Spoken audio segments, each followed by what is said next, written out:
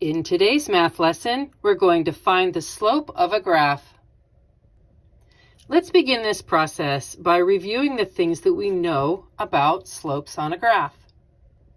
So in our equations, we know that a slope is always symbolized using the letter m. Some people like to think of that m as movement, and that would make sense on a graph.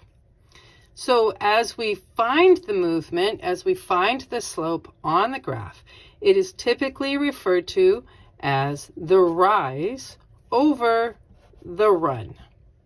So on a graph, the rise could go up. If it's a positive slope, it could go down if it is a negative slope.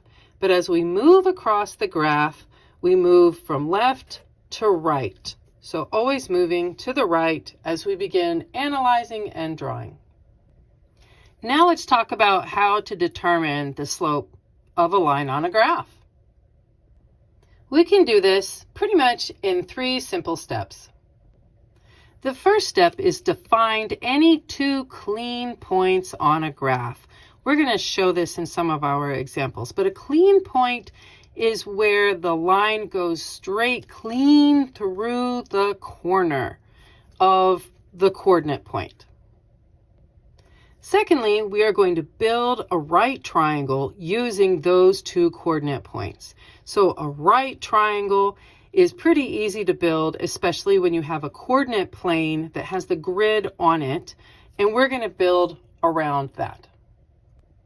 The final step in finding the slope is to count the space, the distance, sometimes the boxes of both the rise and the run on the triangle that we built in this second step, the right triangle. So before we get started in finding the actual slope on a coordinate point, let's take a moment to review just what these 4 types of slopes look like. So we have a positive slope, negative slope, zero slope, and undefined slope. And the blue lines show an example of what that might look like. And frequently, a lot of students get confused or they struggle in remembering which one is which. So I came up with a silly little story. If you don't like stories, don't be offended. It's just there to help you. All right, here we go. There's a guy. I don't know what he's doing, but he's on the left side of the line. We always start on the left side of the line. I don't know what he's doing over there. That's not my business. But as the case would be, he dies. It happens. Not fun. It just happens. And they say that when a person dies, they hear voices and they see a light. So this guy on the positive slope, he dies, he hears the voices, he sees the light, and he follows his path and goes up to heaven. Heaven is considered a positive experience. This would be a positive slope. Our second fellow, also standing on the left, I don't know what happened. It's not my place to judge. He dies. He hears the voices. He sees the light. He follows his path. And as he does, he is going down, down, down to, hell. Those scribble as flames. Okay. So hell is a negative experience. This is a negative slope. Okay. Our third fellow, he is also standing on the left side of his line.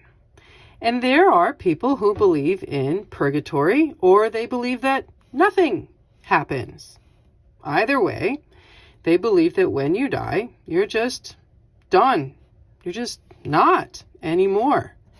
And you're just there, waiting. So if you believe in purgatory, you're waiting for your family to pray you out. And if you believe in nothing after death, then that's fine. You're just not. So that is zero slope. It's just a flat line.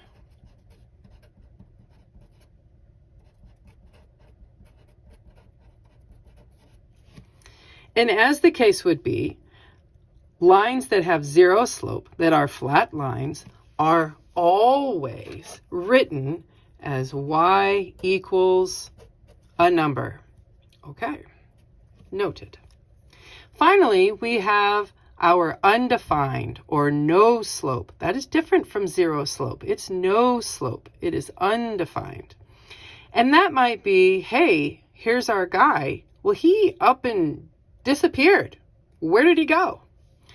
And some people might say, oh, he didn't die. Elvis Presley didn't die. He just went home. Did you watch Men in Black when you were at home over the weekend? So that's a line from Men in Black. So aliens took him, and aliens are undefined. That would be a U for undefined.